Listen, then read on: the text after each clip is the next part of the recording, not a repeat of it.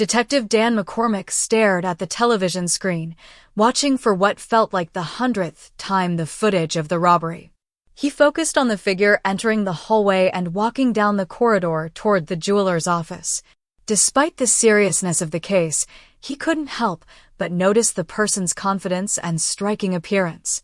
The footage had been compiled from 3 cameras, one at each end of the corridor and a third in the office. Dan had edited them into a seamless sequence to study the incident thoroughly.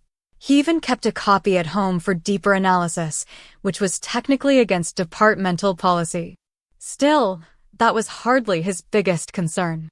Complicating matters was the fact that he was now seeing someone who might end up being a material witness, if not in this case, then potentially in another involving stolen property. While domestic concerns had also been rumored, no formal charges were being pressed, which left everything frustratingly unresolved. Dan replayed the video again. The suspect, a tall woman in a strapless dress and dark glasses, moved with precision and purpose. Her outfit, a fitted leather dress and sheer white veil, obscured her identity but hinted at deliberate planning. A pair of black high heels and gloves added to the overall enigma. In a later frame, she bends slightly, revealing the tops of what appeared to be stockings, not tights, another detail Dan had mentally logged. Around her neck was a velvet choker with a single pearl at its center. Even though most of her face was concealed, her red lipstick stood out vividly. Despite the disguise, there was something unforgettable about her. Dan paused the frame once again. He leaned forward, analyzing every detail of her posture, attire, and movement. He had studied this tape far too many times, but something about her still haunted his thoughts. Just then, the door to Dan's office creaked open. He quickly hit the play button on the video. Looking up, he saw Officer Samantha Ryan step inside. Sam, as she preferred to be called, was still somewhat of a mystery to Dan. He didn't know much about her, but he couldn't shake a sense of unease whenever she entered the room. It wasn't her appearance. She was striking, confident, younger by about a decade. But it was the air around her. Unpredictable, disarming. And when she stood behind him like she was now, watching over his shoulder, Dan always felt on edge. The strong scent of her perfume lingered, clouding his thoughts. "Is this the mystery jewel thief?" she asked, glancing at the paused screen. Dan nodded, not trusting his voice for a moment. Something about Sam always made it hard to think straight. She studied the footage, then said calmly but firmly, "You know it's a man, right?" Dan's eyes widened. "What?" He blurted, "That can't be right." Sam raised a brow, a knowing smile playing on her lips. "I've seen this before," she said, folding her arms. "Some people are experts at blending presentation and identity. And whoever this is, they've been doing it for years." She paused, watching Dan's expression change. Then, without another word, she turned and left the room, glancing back with a smirk as the door clicked shut behind her. Dan stared at the screen. The elegant figure moved confidently, deliberately. Every detail, the outfit, the posture, the mystery, was so carefully put together. Could Sam be right? He leaned back in his chair, overwhelmed. It didn't change the fact that the person on the screen had captivated him from the beginning. The mystery wasn't just about identity, it was about perception. And the truth? It unsettled him more than he wanted to admit. In an attempt to regain focus, Dan grabbed the phone and dialed. "Susan? Dinner tomorrow night?" he asked. After hanging up, he sighed and gathered a few papers from his desk. But the image on the screen, the thief's commanding walk and unforgettable aura, refused to leave his mind. The following morning, Dan made another visit to the church residence. Pamela answered the door. When asked, she repeated the familiar story. She'd walked into a door, this time a broken nose and 2 fractured fingers. Dan didn't say anything, but inside, he couldn't ignore the sinking feeling. He found himself hoping Eddie Church was guilty. just so he could help get Pamela out of whatever this was. She told him Eddie was out of town on business. Didn't know where, maybe the office. Dan thanked her and left. He swung by Eddie's office, but the receptionist didn't know anything either. With nothing more to go on, Dan returned to the station. The next morning, Dan sat at his desk, head in his hands, battling a brutal hangover. He groaned. Bits and pieces of the previous night flickered through his mind. Dinner at a cozy Italian restaurant, a few too many drinks, and a late-night visit to Susan's apartment. She'd poured them a nightcap. They talked and talked. Susan always listened, really listened. Before long, Dan found himself opening up. "Do you remember me telling you about that jewelry robbery?" he asked. She laughed lightly. "Of course. I work there, remember?" "Right. That's how we met." He kissed her hand. "Did I mention we caught it on video?" She nodded. "A blonde woman, right?" Dan hesitated. "That's just it. It's not a woman." Susan blinked. "What makes you say that?"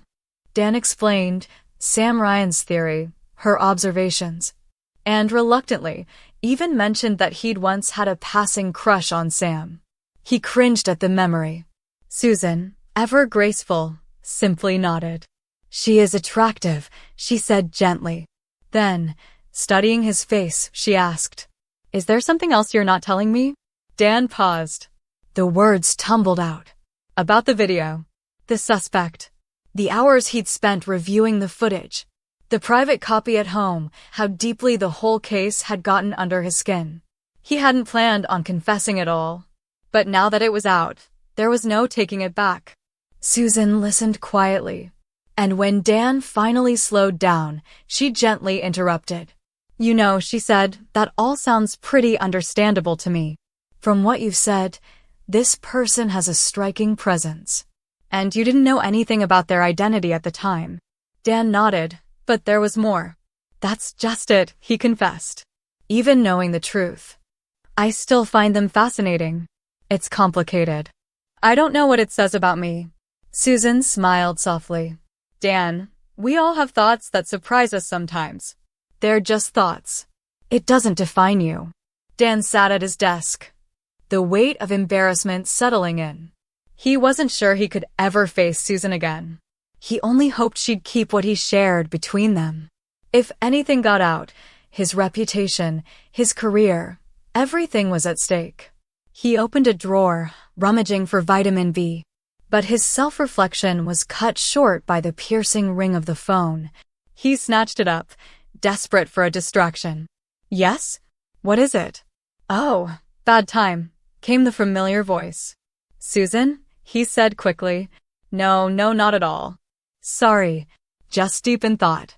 "How are you?" She laughed gently. "More importantly, how are you?" "I think you might have had one glass too many last night." "Believe me," Dan muttered, "I'm paying for it now." "Well, I won't keep you," she said, voice brightening. "I just remembered something you might want to know about Eddie Church." Dan sat upright, fully alert now. "I'm listening." "Well, it's something Pamela mentioned to me a while back. I forgot about it until you told me your suspect might be unconventional. Apparently, Eddie sometimes liked to wear women's clothing." Dan blinked. "You mean Eddie Church?" "That's what Pamela told me," Susan replied. Dan's mind began spinning. "Now that is interesting." "Susan, thank you. I've got to run, but you've just helped me more than you know." "It was my pleasure," she said warmly. "And Dan? Thanks again for last night. I had a great time. I hope we can do it again." "So do I. But next time, maybe fewer drinks. I'll call you, all right?" "I'd like that. Bye, Dan." As soon as he hung up, Dan sprang into action. He coordinated a new search warrant, this time with a different focus. They'd already searched the church home once, but they hadn't been looking for this. Eddie was still asleep when they arrived. He'd gotten in late the night before. Dan knocked firmly and presented the warrant. Once inside, he headed straight for the bedroom. "Which one's your wardrobe, Mr. Church?" Dan asked. "That one," Eddie said, pointing toward the smaller one. Dan opened it and slowly pulled out a sleek blue cocktail dress, then a simple black evening gown. No sign of the leather dress, but Dan hadn't expected it. This was enough. "Does this belong to you, sir?" Dan asked, holding up the full-length cocktail dress. Eddie Church crossed his arms. "Of course not. It must be my wife's." Dan glanced at the dress, then at Church. "You don't think it might be a little long for her?" The dress was clearly tailored for someone taller than Pamela Church. Eddie shifted uncomfortably. Maybe she was planning to get it altered. "Anyway, what business is it of yours?" Dan didn't reply, just moved forward. "You didn't mention traveling recently, Mr. Church." "I travel all the time. I'm a sales rep. It's part of the job." Dan picked up a set of keys from the dresser. "These yours?" Eddie nodded. Dan handed them to a constable. "Let's bring in the suitcase from his car." A few minutes later, the case arrived. Dan set it on the bed. "You're sure this is yours?" "Of course it is." "What's the issue now?" Dan opened it and slowly pulled out a pair of lace-trimmed garments, then a set of black stockings, and finally a blonde wig, neatly packed. Church tried to protest, but was quickly restrained. In a side pocket, Dan found something more damning. A black velvet pouch filled with sparkling jewels. The exact ones stolen from the jewelry office. He turned back to Eddie. "I suggest you get dressed. And this time, make it men's clothing." A final search of the car turned up a tube of bright red lipstick and a pair of wraparound sunglasses identical to those worn by the thief. A week later, Eddie Church pled guilty. The evidence was overwhelming. He was sentenced to 3 years in prison. Justice served. Dan was at his desk, reflecting on the case, when the phone rang. "Susan," he said, surprised. "You didn't call me," she teased. "So I figured I'd call you. I've been swamped." The Church case finally wrapped up. "I heard," she said. "Thought you might want to come by for a little celebration." Dan paused for a moment, then smiled. "If you can forgive my bad taste in wine, I'd be honored." 7 o'clock, she said, laughing. "And this time, bring the good stuff." Dan arrived a little early. The door was unlocked, as Susan had said. "Come on in," she called from upstairs. "I'll be right down. Help yourself to a drink." He poured a glass of soda, avoiding the heavy stuff tonight. And then, the door opened. Susan stepped into the room. And Dan froze.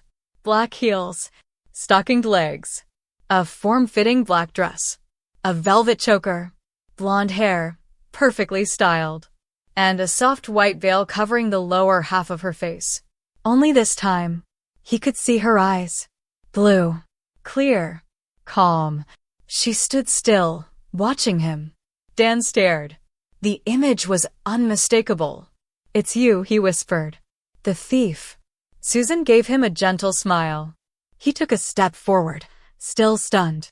But Sam was sure the thief was a man. Susan held his gaze. And in a quiet, steady voice, she replied, "Sam was right.